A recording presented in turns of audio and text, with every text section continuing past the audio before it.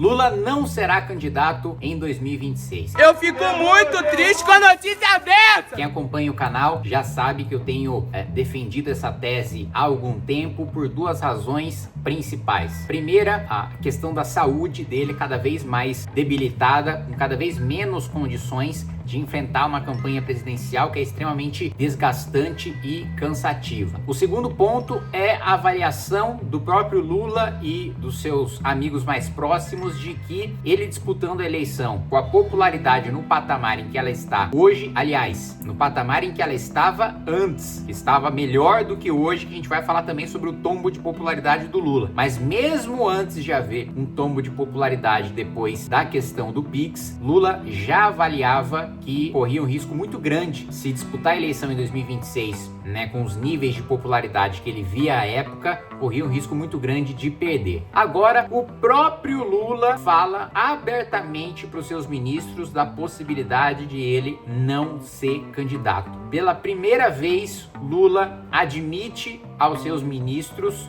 e não ao círculo mais fechado, de ministros mais próximos, de dirigentes mais próximos do PT. Pela primeira vez, ele fala isso mais abertamente e isso foi divulgado, claro. Você falando para a quantidade de ministros que o Lula tem, não tem segredo que fique de pé e o próprio Lula sabe disso. Tanto que saiu aí na CNN e logo depois que a gente fizer aí as chamadas do canal, eu vou pedir pro editor colocar um trecho do vídeo aí para vocês, mas teve a apuração da CNN mostrando que pela primeira vez o Lula admite isso. E isso é ótimo, isso é excelente para a direita, porque não há nome de esquerda com projeção nacional e com força suficiente tanto para ter uma votação expressiva como para juntar os partidos de esquerda como eles estão hoje juntos sob a égide do Lula. A gente vai falar sobre isso logo depois que você se inscrever no canal, clicar no sininho para receber as notificações, deixar o seu like e se você quiser também fazer uma renda extra aí de até R$3.000 divulgando as ideias que você acredita,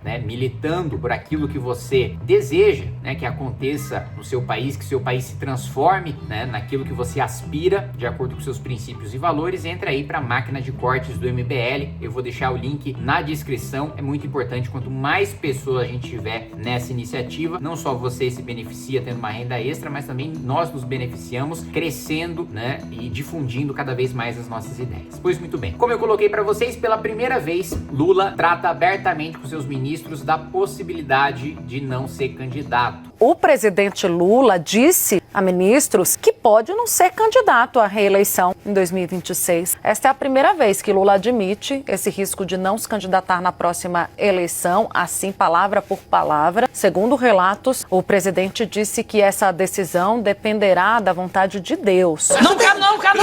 Não quero não! Faz aquele... Eu não quero! Ele não fala sobre o segundo aspecto que eu coloquei. Ele fala sobre o primeiro, que é da saúde. Ele lembra, o caso da queda, que ele teve e depois a cirurgia que ele teve de fazer em decorrência da queda. Então assim, é realmente uma situação muito complicada. Uma pessoa que senta num banquinho para cortar a unha no banheiro e corre o risco de sofrer um acidente fatal nesse processo, evidentemente não tem condições, de enfrentar uma campanha presidencial. Lula como presidente, que é uma situação mais confortável do que como candidato, a agenda de candidato é intensa, o candidato dorme mal, come mal, se estressa, se esgota, disputar uma eleição é uma coisa muito desgastante, principalmente as eleições majoritárias, em que o cronograma é ainda mais apertado do que uma eleição para vereador, para deputado estadual, federal, ou mesmo uma campanha para senador. São campanhas mais leves do que de um presidente da república, de um prefeito ou de um governador,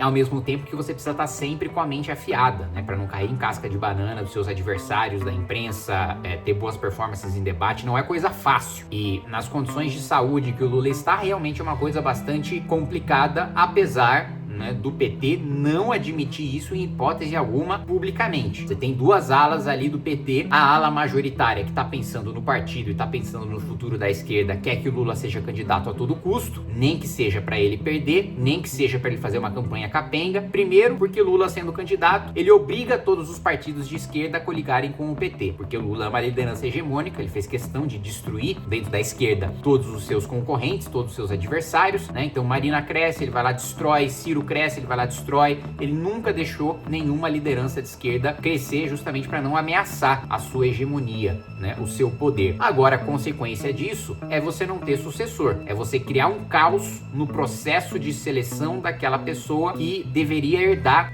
o seu legado político, os seus dividendos políticos, né? Não à toa, o PT está numa guerra interna, né, já trabalhando com a hipótese do Lula não ser candidato, entre, né, uma ala do PT defende o Haddad e outra ala do PT defende o Camilo. Enquanto isso, outros partidos de esquerda, como o PDT e o PSB, mesmo o PSOL, não tem compromisso nenhum de apoiarem um candidato do PT, caso esse candidato não seja o Lula. Eu lembro a vocês que em 2022 Boulos poderia ter sido candidato a presidente pelo PSOL, não para ganhar, mas para crescer o seu nome, crescer o nome do partido e fazer mais deputados federais, né? Você ter uma candidatura majoritária a presidente fortalece a eleição da sua bancada. Mas, né, Lula convenceu o Boulos a não sair nem para presidente nem para governador, em troca de ter o apoio do PT na eleição municipal. Apoio esse que a maioria do PT se arrependeu de dar para o Guilherme Boulos, mas isso eu já falei em outros vídeos. O meu ponto é o seguinte: sem o Lula candidato,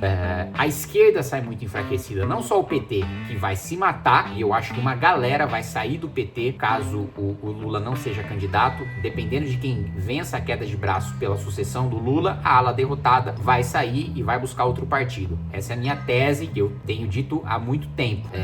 E quanto mais eu vejo a eleição se aproximar, mais elementos surgem de que de fato a minha análise que eu tenho feito há 2 anos está correta. Então lembre-se de mim quando isso se concretizar.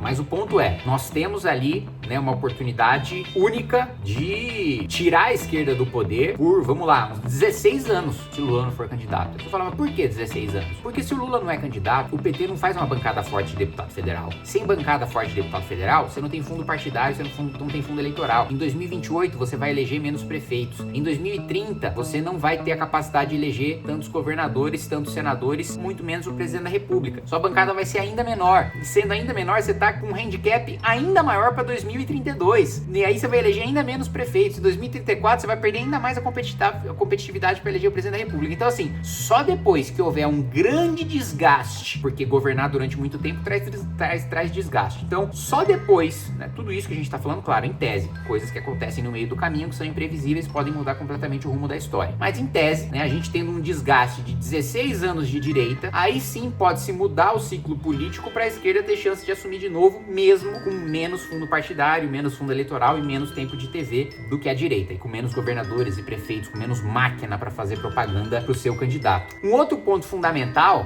né, saiu no UOL recentemente um dado que mostra o porquê do desespero do Lula, né, de querer que seus ministros tragam soluções mágicas para o governo a todo tempo. A razão é muito simples: a sua popularidade está em queda livre. Lula 1, Lula 2 e mesmo agora Lula 3, mesmo na época do mensalão, que foi o momento mais difícil pro Lula, não o momento mais difícil pro PT, mas o momento mais difícil pro Lula, que o presidente mais rejeitado do PT foi a Dilma. O Lula não enfrentou um nível de rejeição nem próximo do que a Dilma enfrentou. O pico, né, o ápice da rejeição do Lula foi o mensalão, e ainda assim a rejeição dele ainda estava dentro da margem de erro, empatada com a aprovação, com a frouxidão do PSDB, que não pediu impeachment, não mobilizou a sociedade, por aí vai, né, história que todos nós conhecemos.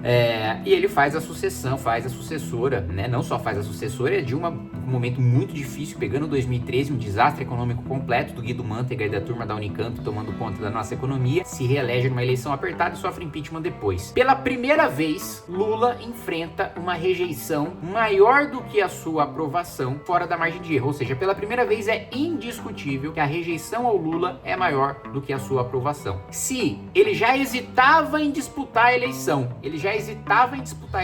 antes, quando ele ainda tinha mais aprovação do que rejeição, mas estava apertado, imagina agora com esse placar. Ele vai querer preservar a própria biografia, né, e não vai querer fechar sua vida com uma derrota. Ele não vai querer, né, que o último parágrafo dele no livro de história seja disputou a eleição e perdeu. Porque ele, olha, saiu da cadeia, venceu a eleição e se aposentou. É um desfecho muito mais feliz para a carreira dele do que disputar a eleição e perder. Apesar de ser muito mais desastroso para a esquerda e para o PT ele não disputar a eleição. Agora, quanto tempo a direita vai ficar no poder e qual que é o nível de dificuldade que a gente vai ter de vencer os candidatos de esquerda em 2026 vai depender de um sujeito chamado Jair Bolsonaro. Caraca! E perdeu a oportunidade de deixar a direita 16 anos no poder por causa de todas as traições que nós já sabemos e que agora, e eu vou fazer um vídeo só sobre isso, mas eu já quero pincelar agora, ele fala da Michelle candidata e o próprio Eduardo Bolsonaro, como resposta ao próprio pai, fala do próprio nome como candidato a presidente. Acho que essa merda aí, porra. E alguns bolsonaristas ainda falam do Flávio Bolsonaro como presidente, ou seja, o cara quer manter, ele não larga o osso de jeito nenhum. Com toda a rejeição que ele tem nas costas, ele ainda quer manter o poder no núcleo familiar dele. Ele é incapaz de ter aliados, ele é hegemônico como Lula, quer destruir qualquer liderança que não seja da família dele, para não ameaçá-lo, e se nega a apoiar, né, algum governador, né, para disputar a eleição contra a esquerda em 2026. E aí sim, o governador primeiro, para além de ter uma máquina estadual, tem uma experiência de gestão. Todos os governadores de direita estão com bons números nos seus estados, salvo uma ou outra exceção, né? Os números dos governadores de direita são muito bons, então tem entregas muito boas, tem um nível de popularidade muito bom e tem uma máquina estadual trabalhando pro sujeito. É evidente que se ele fosse um sujeito que pensa no plano de longo prazo, pensa direita, pensa de maneira republicana, ele estaria construindo essa aliança com aliados para ter a maior coligação possível em torno de um governador que tenha baixa rejeição. Todos os governadores de direita hoje têm uma rejeição menor do que o Bolsonaro e que tenham maior aprovação e maior capacidade de engajamento. Mas não, ele é tão mesquinho, tão pequeno, que ele quer manter no núcleo familiar dele, nem que seja para a direita sair derrotada.